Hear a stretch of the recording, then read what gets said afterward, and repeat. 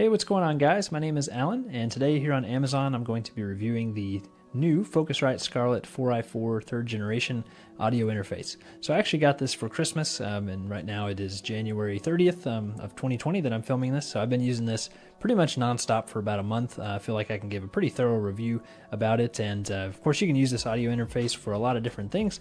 I'm using it mainly for like music production and also recording audio for YouTube videos.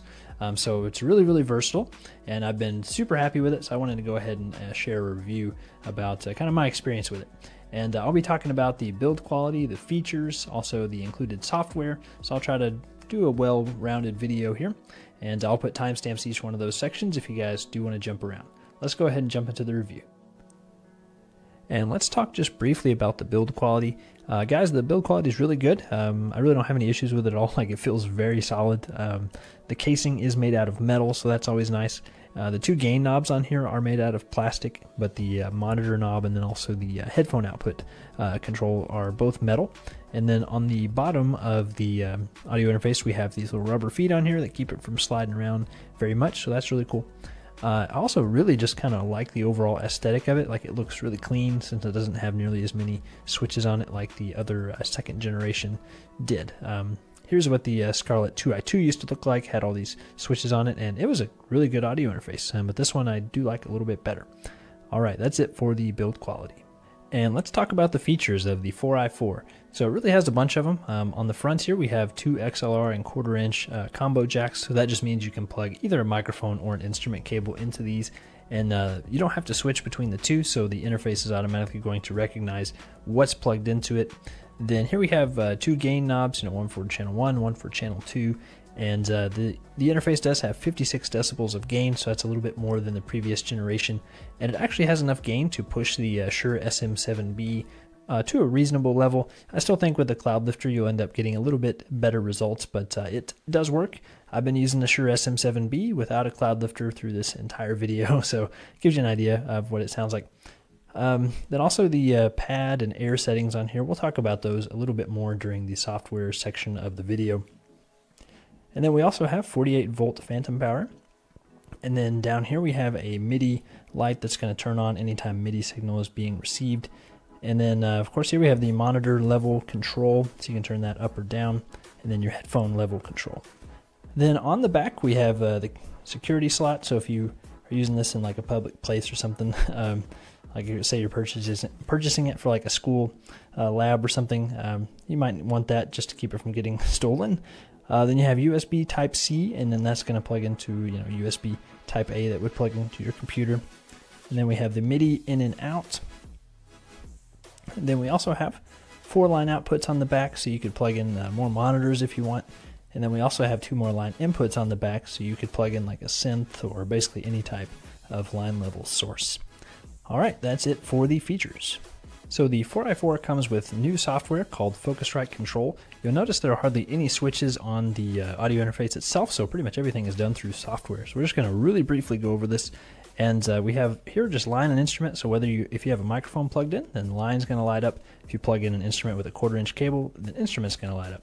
Here we have the air setting. If I hit this, it's going to add a little more clarity to my sound. So there, I turned that on. It's supposed to emulate an older sounding Focusrite preamp, I believe.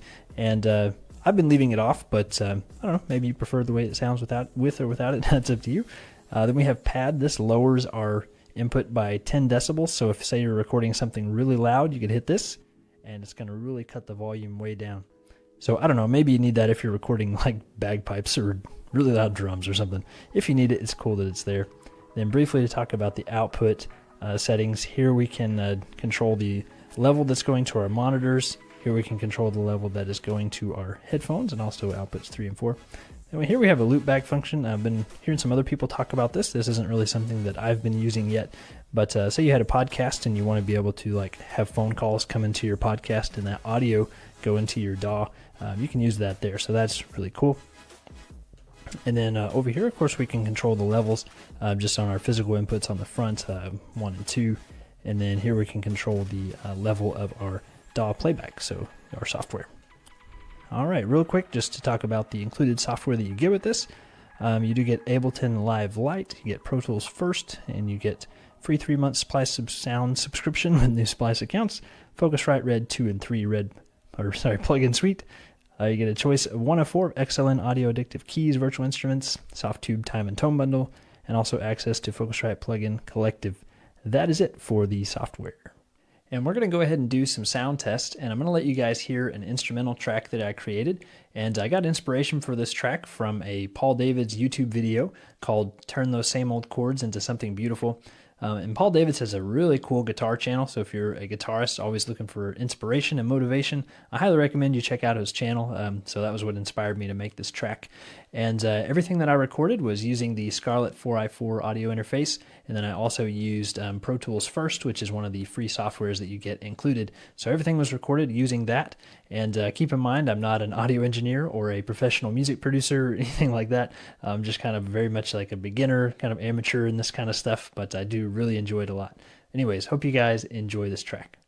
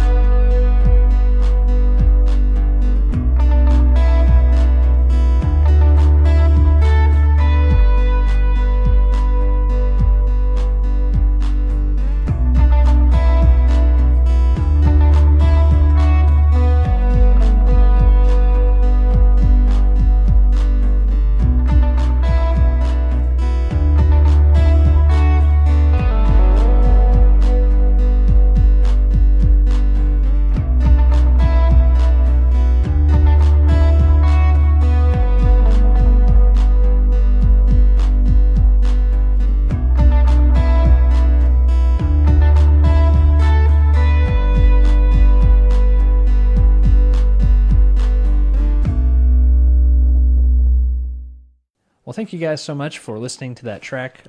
Hopefully that just gives you like a rough idea of what you can do with this thing, and that really just barely even scratches the surface. That was me just kind of playing around with this thing for about an hour. So really the limit on what you can do with this is just going to be your creativity, so you can do a lot with it. I can highly recommend it. I've been using this a lot for YouTube videos, and of course also just kind of recording music for fun, like I said at the beginning of the video. And I do think for the price it is really packed with features, and I can easily recommend it to you guys. This is the best generation of the Scarlett interface so far, so definitely check it out if you're interested. Thanks for watching. I'll see you guys in the next one. An Leute, also wie jeder, wo sich dieses Interface zulegen will, ich kann es nur an Herz legen, also ich bin damit sehr zufrieden.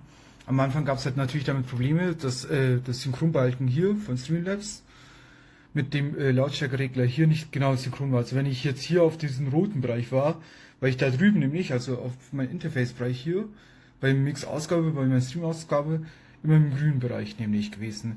Und es war ein technisches Problem. Das heißt nämlich, Amazon kann, der Hersteller hier kann dafür nichts nämlich, sondern es war ein Update-technische Sache gewesen.